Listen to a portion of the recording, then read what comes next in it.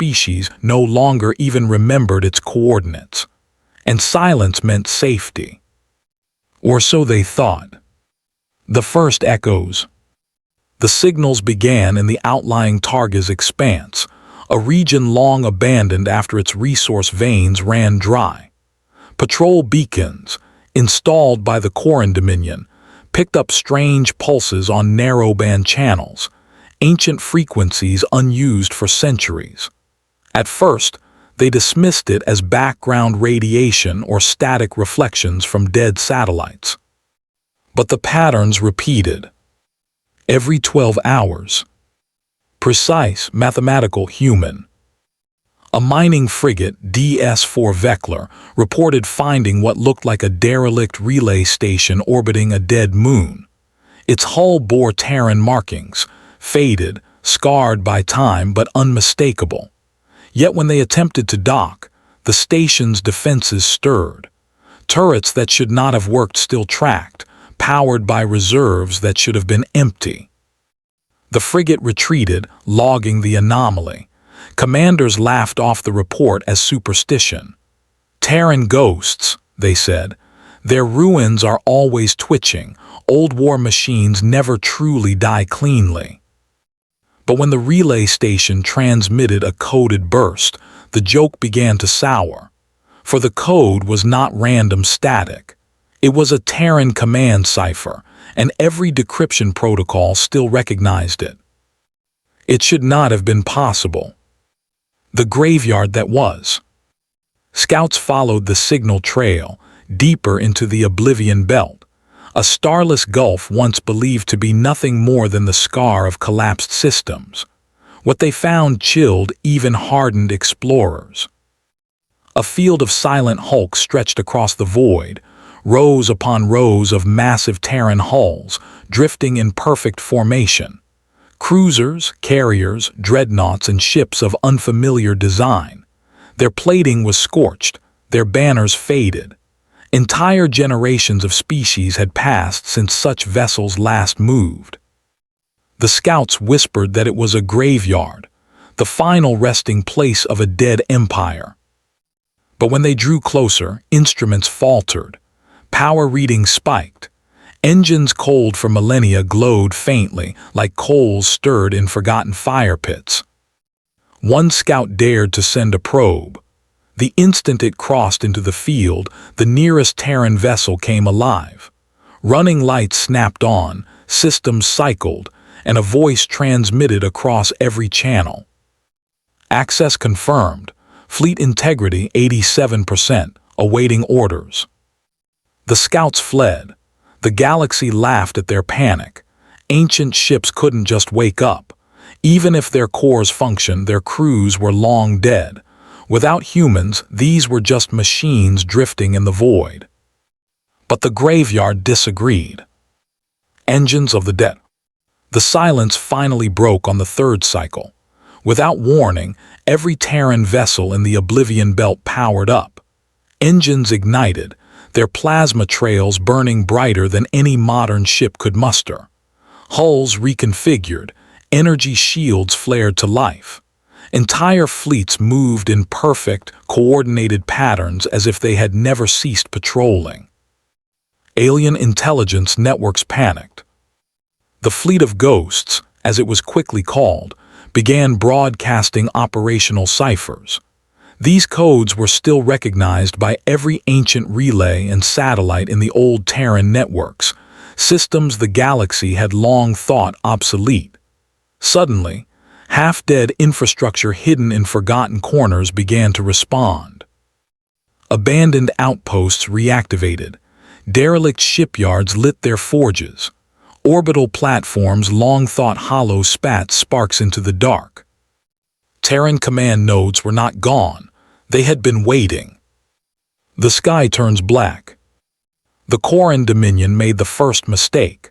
Seeking to claim the Ghost Fleet, they dispatched a modern task force of 60 warships, equipped with the latest in Grav-Lance artillery. Confident in their superiority, they transmitted demands of surrender to the dead machines. The reply came in the form of annihilation. Terran dreadnoughts, vessels 8 centuries old, moved with terrifying precision. Their weapons fired not in salvos but in symphonies, coordinated, overlapping, flawless. The Dominion task force was shredded in less than 12 minutes.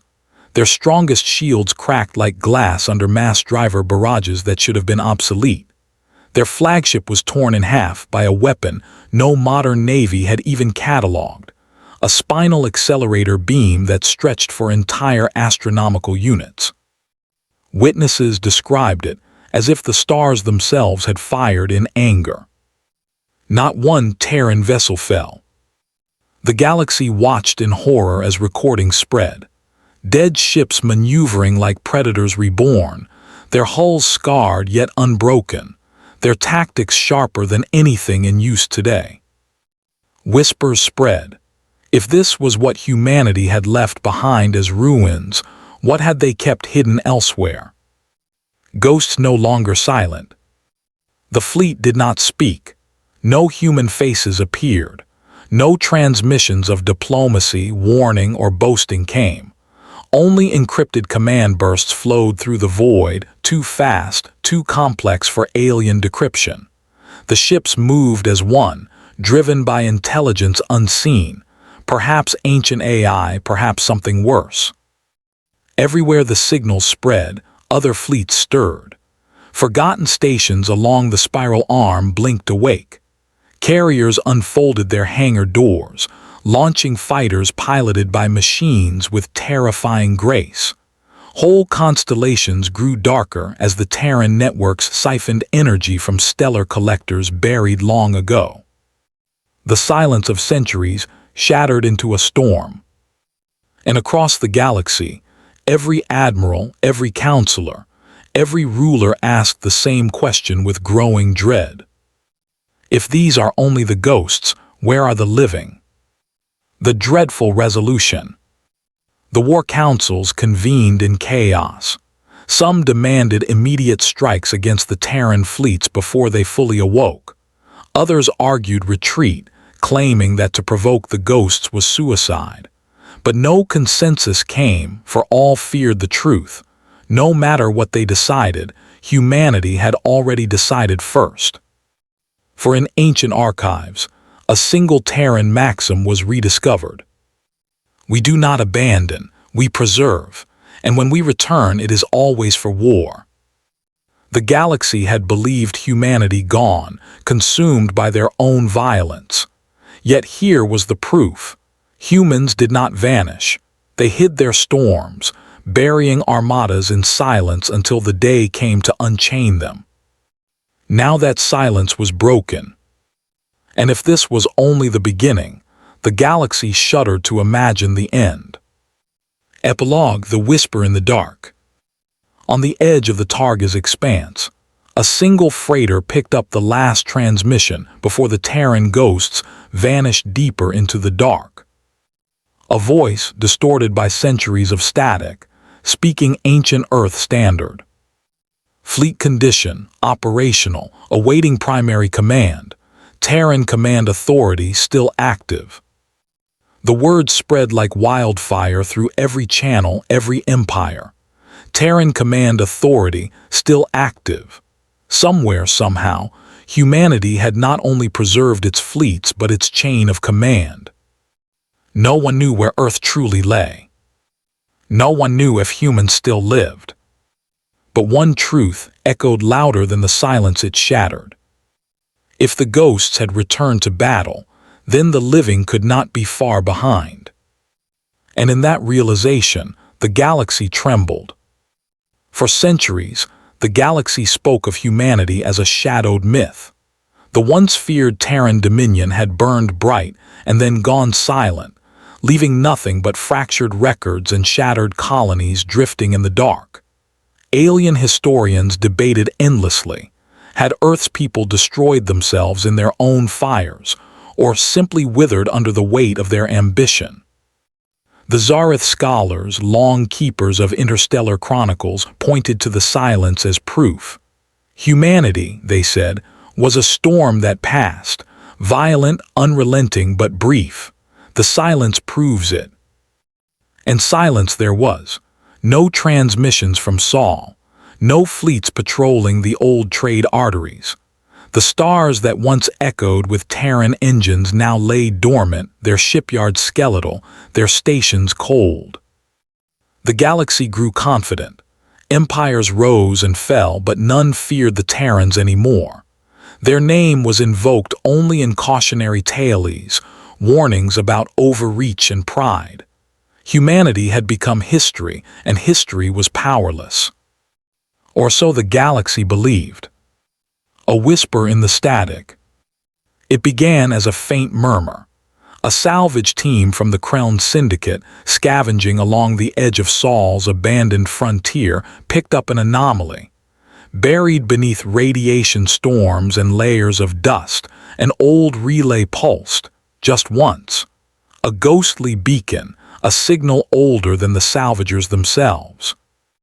They dismissed it as a malfunction, the dying cough of ancient machinery, but others noticed. Across different sectors, derelict Terran stations, long presumed dead, began humming with minimal power, not enough to function but enough to whisper. Faint carrier waves crossed forgotten bands. Encoded signals slipped between decaying satellites.